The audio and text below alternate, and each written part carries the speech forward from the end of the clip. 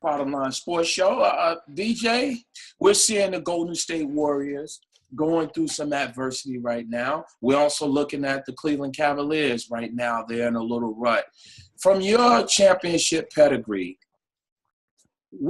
how do you tell what tells you a sign of a championship caliber team when they're dealing with adversity? It's the first time the Golden State Warriors in 2 years have dealt with some adversity, and now all of a sudden it seems like it's coming at pieces at the seams.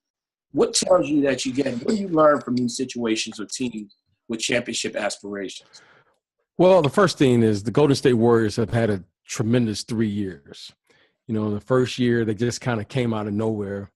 Last year they got to the finals and they lost in 7 games. And now this year, so the fact that they're able to sustain this level of excellence for a length of time is really good and very positive.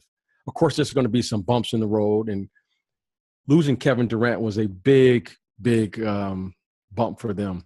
But nonetheless, I think this team will rebound. This team has a lot of character. They're well coached. And I fully expect when it's time to play playoff basketball that they'll be ready to play and ready to go once the playoffs begin. I look at them and I say that some of the situation, I'm going to start pointing the finger. See, you're going to be diplomatic. I'm not running for office. Okay. Point the finger at Steve Kerr because the first thing that's transpired, I had to look back and say, I wonder if they'd be doing this and so outspoken if Mark Jackson was still at the helm. Andre Iguodala having some choice words. Right. You're having the issues where, now it's being reported that I think there was some situations where I think last year or just even this year, a lot of the confusion and frustration and having the issues and stuff like that transpire on the bench. Steve Kerr has been able to get a pass. I'm just going to say it. He's been able to get a pass. But now the finger should be pointed on a lot of guys. Well, I think that comes with the territory. I think this team is battle-tested. Steve Kerr has been in the business for quite some time. And he clearly has been in enough championship games, big games, to where he understands what comes with this. So I'm not concerned with him. Your greatest teaching tool as a coach is when you lose. And Coach Kerr has done, in my humble opinion, I think he's done a phenomenal job, what he's done with this team and the way he's pushed the buttons. And I think he's looking at the overall big picture, which is I have to have these guys fresh, mentally, physically, ready to make a push.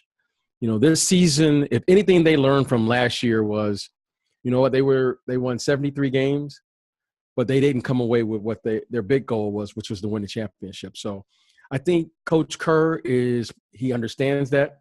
I think he is not concerned about how many games they win during the regular season. This team right now, they're a good team. They're a great team. And this team right now is really looking forward to the playoffs. So I think they're fine. I think they're ready to go. But right now, the other teams that they're losing to are putting up a great effort. But I think, once the regular season ends, I think you'll see this team turning up another notch. Now, you were in a situation where you won championships, 3 of them, playing with the Chicago Bulls. Talk about how you guys handled adversity when it comes. Because, again, it could come at any point in time. And it really questions the mental fortitude and really trying to stay together. What were some of the things that you guys did? How did you guys handle it where, number one, it was all kept internal? But at the same time, you guys didn't really just fall to pieces when it came. How did you guys handle it? Well, Gerald, the first thing, when you're on a really good team, really good teams will only allow the coach to coach them twice a year. And that's important to know. When you're on a great team and a good team like this where you're expected to compete and win a championship, I'm only going to let that coach me twice a year. Once during big games during the regular season, and seconds when the playoffs begin. This team has been together for 2, 3, 4 years now. I think they've heard just about everything they need to hear during a regular season. Now, what they're ready for right now is they got 16 games they got to win. Bottom line, there's no ifs, ands, buts about it. I don't care if they lose every game during the regular season. This team has veteran players. This team has faced elimination games. This team has been through everything that we talk about. Are they ready? Can they play on the road? They were down 3-1 in the series last year. They were all but knocked out against the Oklahoma City Thunder last year. And they somehow came back and won 3 games in a row. Then they turned around and they lost 3 games in a row. There's no more fear with this team. I think Steve Kerr understands that. I think this team understands it. And that's not to say that, the regular season doesn't matter, because it does matter. But what you must understand is that a regular season win is a totally different game than the postseason. This team right now was built and ready and put together for the playoffs. And that's where they're at. That's where their minds are at. I think they're showing that they are human. And the fact that, maybe they're not as focused as they are doing these regular season games. That, I watched them lose the other night to Minnesota. Minnesota played a terrific game. And, they lost. They could have easily won that game. It's not that they're not competing. It's just the other teams you're getting their best effort every single night. And they understand that. When I watch them, I go, you know what? They're there. They're ready. They're sharp. And I think they're going to be a hard out once the playoffs begin. Now, we're in the midst of March Madness that's taking place. And oh, wow. The situation with March Madness, it's one and done.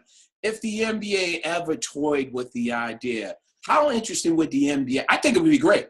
I think it would be great if we had a finals in a designated area, a la like the Super Bowl, where you can really bring a lot of the past NBA players, the present NBA players, and really, really capture what the NBA is all about. I don't know what the Super Bowl does in terms of their sort of end-of-the-year celebration. But how interesting would it be if you had, quote-unquote, every 5 years, BJ, you have a one-and-done opportunity, and you have your Final Four, and let's say hold it in somewhere like a nice city like Miami, and you Is this for the players or is this for us? It's a combination of both. Because, listen, are you going to get players to come out of Minnesota? No. Are you going to get players to come out of Cleveland? No. Having it in a place like Miami or L.A., like L.A. next year with the L.A. All-Star game. Come on, you know what that's going to be about. But the Final Four, how interesting would the NBA do this? If they did it once every 5 years, one and done, you have 3 weeks, playoffs, and then you have a culmination with the Final Four in Miami. Well, I think what you're saying is to have a real world championship. We call it the world champion. But every 4 to 5 years, let's have a true world champion. I don't want to see nobody playing against Latvia. I don't want to see that. Because one game, if you really want to find out who's the best, you got to have a 7-game series. You got to have for me, the upsets, when you see a 2 seed upset by a 15 seed in the NCAA. Now, it's great, it's exciting, but if you played 10 times, that team, the second seed is going to win 9 out of 10. But it's possible that for one night they can win. So, being the purist that I am, I love to see the best be the best. And if you have an advantage as a team, then let's explore that advantage. But would it be exciting for the fans? Yes. But I love when, you're down 0-2 and you find a way. I love the story of being down 3-1 and coming back and winning, 4-3. So to me, if you can do that and sustain that effort over a series, I think you are the true champion. I mean, that's why you have rematches. I don't like the one and done. We're the champion for a day. Anything can happen. You can get hot. And that's why I always look at the Olympics. It's exciting because anything can happen, and I think that's the thing that. But we move past that, BJ. I love the chess matches. I love the internal movements that the coaches and the adjustments. That's what I really love. Now, it may not be fun to watch. Al Berkeley stuff out of here. Come on. But you know what? Let's take it back to the essence of what it was all about. You on the basketball court. There's about 9 dudes that got next. You want to stay on the court, so you win or go home. That's what the true essence of what it's all about. I don't want to hear that about, I got next. No, if we lose, we're going to play them again. Because this is our court. That's that old LA Fitness. Yeah. True. I want to go back to what the S's were. In the D, you know what happens in Detroit and stuff like that in the schoolyard, in the park. You got next. I can tell you this, though. I can tell you this. If you did have one game, that game would be played at such a – it'd be the heightened spirit of that game would be incredible. I don't know – I think you would, now that I think about it, you would really have to coach the game different. You have to play the game different because every possession would be like magnified times 10. Everything matters. Now everything matters. The timeouts matter. The halftime matters. Yes. Everything matters. So, I mean, I'm not mad at it. I just think it'll be a very, very difficult game. And the physicality of the game, yes, man. I mean, if a guy gets in foul trouble for one game, I mean, that's why you're a pro. That's why you paid the big bucks. Win or go home. I think that would be exciting. I think this would rejuvenate and re-energize, rejuvenate the NBA brand. I think it'd be great. Every 5 years, you hold it in a place, maybe do something in like if it was in Houston. Can you imagine at the NRG Stadium where you have that and you have all these fans coming from all over? Yes, you would lose some of that home court advantage. Right. Now, it's even across the board. It's a disadvantage for both teams, and I think the fans. Oh man! If someone got kicked out of that game, those referees would never get out of that arena. Composure. You have to hold your composure, and it would make the game entertaining. Before we wrap up with you, BJ, here on the Bottom Line Sports Show, 5 minutes with BJ Armstrong. I saw an album cover you got in your, in back of you. Oh, man. I saw an album cover. You're hot in the album cover, but I noticed that, and I'm just trying to see exactly. Can you bring that to the light? Because if I'm not mistaken, that individual who had a birthday or something. Yeah. Well, untimely passing. And I just want to see that because let me see. All month we got this in there. Now I'm gonna put you on the spot. You got one album. Ooh.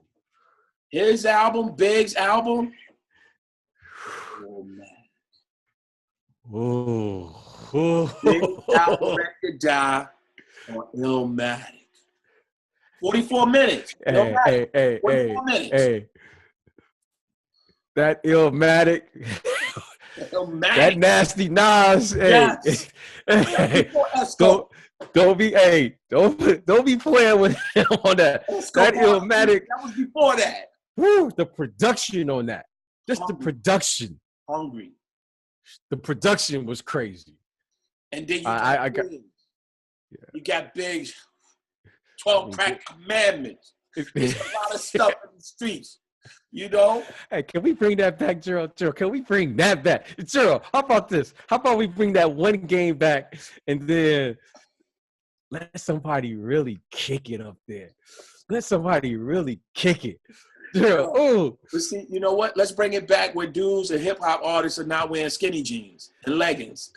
Yeah, I don't want to go there, Gerald, but it's a new era. Hey, I don't want to be that guy, but you know what? I mean, I don't know if it's making us feel like we old, but come on, you can't be a hip hop thug when you're in a situation where you wearing your Uggs and putting your jeans inside your Uggs. I can't rock with that, man. That ain't how they do it in Harlem. Yeah, not. Hey, you from Harlem? I'm from Detroit. Tell me about Big L. God rest his soul, man. Classic, man. But I'm a Digging in the Crates crew guy with Diamond D. Ooh. AG. Come on. You know about that. Go back. And then I rocks with my man, the unbelievable one, the one and only. I rose with DJ Premier, Guru. Primo? You like Primo? I love Primo. And then, it's so many things. When hip-hop was at its purest form, where you had dudes and stuff, Mobb Deep, one of the most underrated things ever. Mobb Deep. I was listening to the other day was Chubb Rock. Where's the Chubster? Chubb Rock. I wanted to know where Hot Dog at. Remember Hot Dog? Chubb Rock was actually a radio host. I think Chubb was he? Radio host, yeah.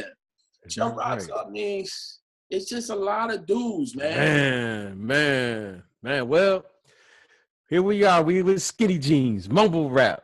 Yes. That's where it's at. Everything sounds alike. I remember when New York had a sound, Detroit had a sound, the South had their sound. You know, West Coast had their sound. Right. Everything is just, it's just all mumble. There's no artistic. It's nothing in there. Wait. I don't know if Drake could really be able to hang. Could you imagine Drake going against Rakim? Oh, don't even wait a minute. Don't even say that. Don't even say that. Could you imagine that? Cool G. Yeah. Oh, don't do that. Don't do that. Hey, Cool G. Don't do that. Put Big Daddy on there and a K. I just listened to Ill Street Blues not too long ago. No, you did. Oh, God. And I mean, come on. We didn't even throw KRS one in. Come on, man. The teacher. Hey. I showed you the picture. But you haven't answered. Which album are you going with? I'm going on the road trip. You got one album. That Ready to Die, or you doing Illmatic? I'm doing Illmatic. I'm doing that Illmatic.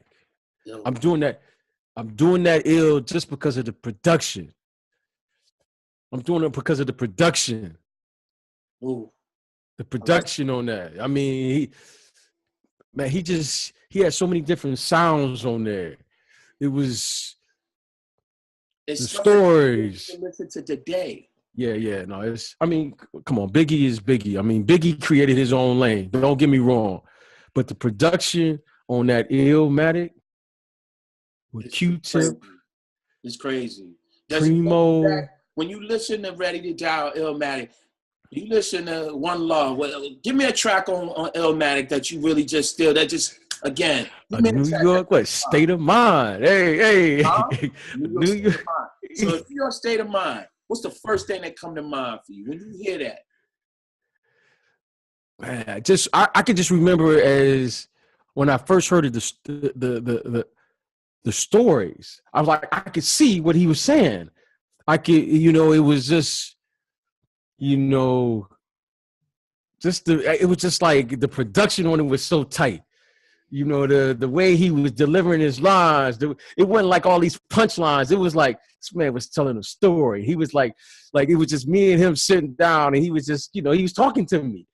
Like Nas was talking to me, and it was just like, okay. Your story of taking you through the trials and tribulations. I felt like the QB, like I had to go see the QB. Like, okay, it ain't hard to tell, It was just, hey, I remember I was like, who's this dude? Like, man, and it's just, he was just coming, man. His lyrics, man, was like, shh.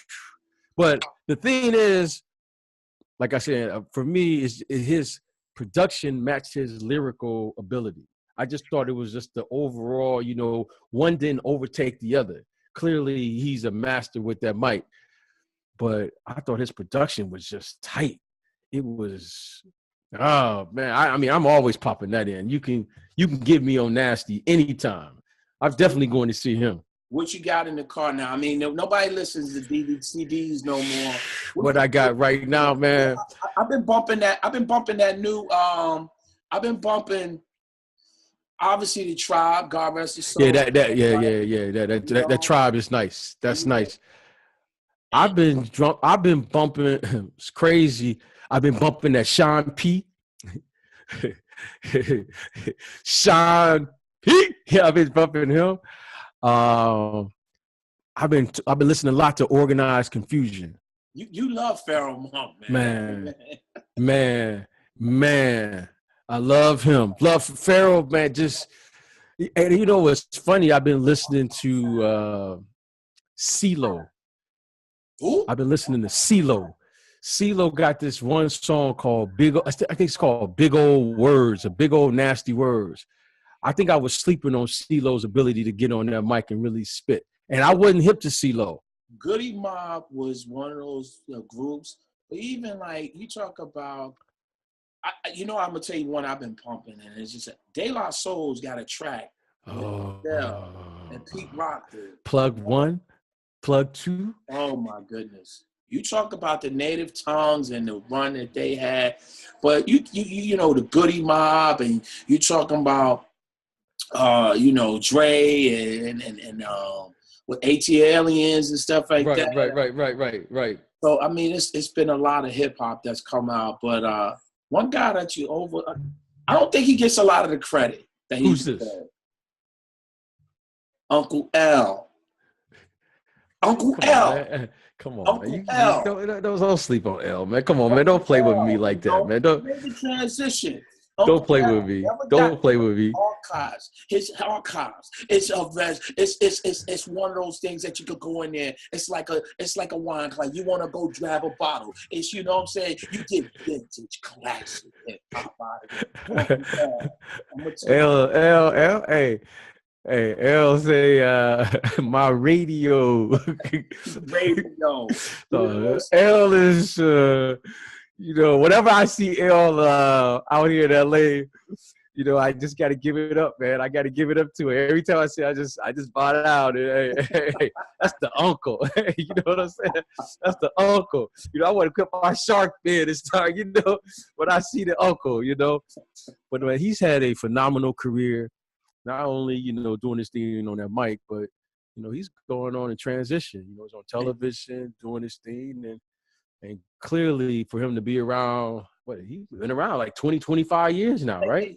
He's one of the only guys I know that had a guy on his album, on a track, and dissed him. He still had the same guy. Remember Cannabis? Oh, no. Can I bust? Yo. Can I bust? Can I bust? And Cannabis, he talk about taking the crown and the mic off his arm. Hey, it never leaves my side. Hey, Cannabis. You want to analyze. What about Redman, Meth, the Woo? Oh, the Woo. That's why I say right now, I know Biggie. Biggie's up there. Yeah, no question. Raekwon is on another. Ooh, you like Raekwon? The Chef. And Ghostface is not that far behind. Ooh.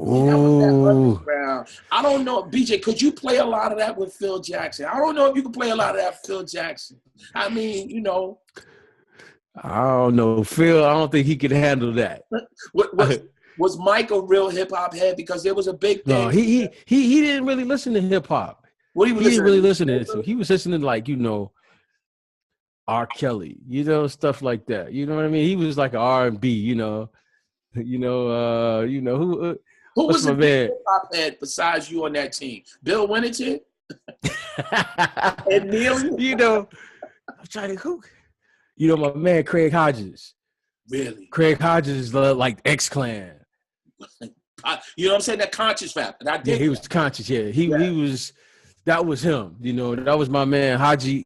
Haji was listening to that. He was turning me on to Common. Common was out of Chicago. Yes. Out there. So, it was this dude. He turned me on to, man, with freestyle Juice, MC Juice. So Juice was the guy. I think the only guy that ever beat Eminem. Wow. Yeah, in a freestyle. Wow. Yeah, go Google that tonight. Wow. Yeah, go Google that tonight. Juice. Yeah. Juice. Juice lost though to Supernatural. Yeah. No. Oh, you know what, Gerald? You might not be this deep into this game. You might not do. Yeah, Supernatural. You don't know about that, Gerald. Did Supernatural ever win Apollo? Don't tell me about no Supernatural if he ain't win Apollo. Hey, no, man. Hey, no. He's on the streets, man. You know what I'm saying? Supernatural. You know what's so scary? I could actually hear and see that possibly in your traps, when you guys would come to New York, you probably would be up in Harlem. Man, I'm going to tell you, man. Did you go to 55th? Did you go to the Rucker when back in the day? Man, yeah, we went to all of that. And then, so I played with Trent Tucker, who played in New York. That's for a long time. That's my man. Shout out to Trent Tucker. He always used to give me a nice tip. When I was a ball boy, he always had to have a Hershey with all.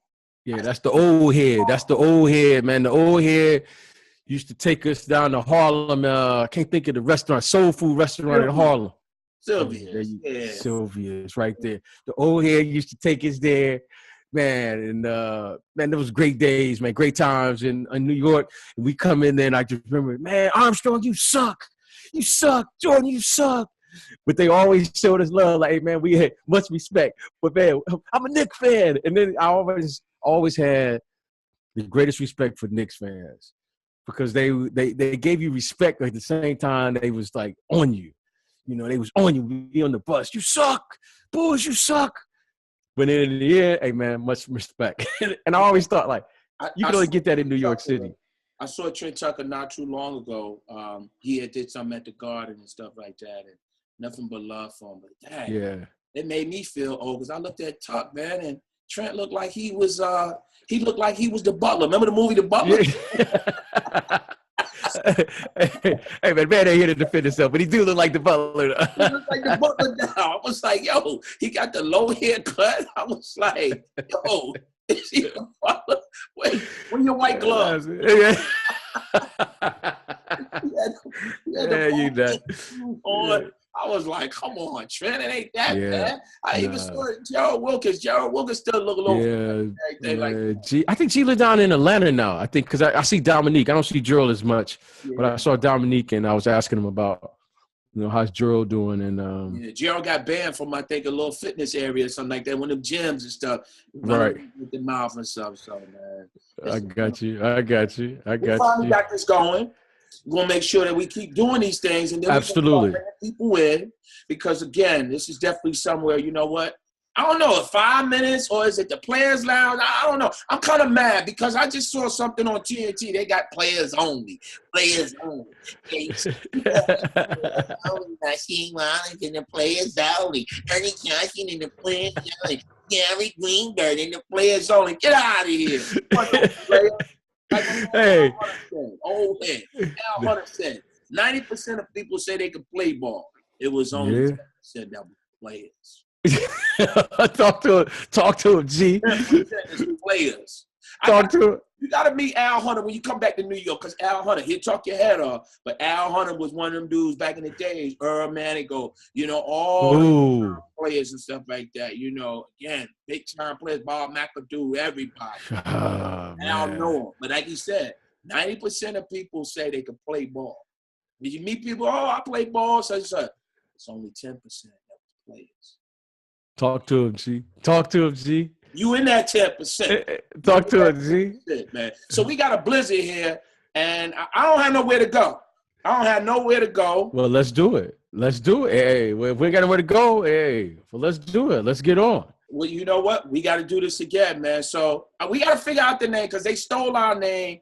Bottom Line Sports Show. We have 5 minutes with BJ and Players Club. We got to figure that out, and we need help with that. And make sure that you continue to tune in because, again, this is just the start. And we just got so much information. And we're going to still keep talking about this hip-hop because I didn't know the rest of rhymes. I didn't bring up Buster. I didn't want to do that. I didn't bring up Craig G, the Juice Crew All-Stars. He don't know about the Juice Crew All-Stars. I got to say that to Ace on there because Ace understand that. Don't talk to him like that. Don't talk to them. I'm going to stop right now because you know what? This will be 4 hours and stuff like that. But I just want to make sure that we got this over. It's been fun. We got to do this again. And you know what the future holds, brother. My man.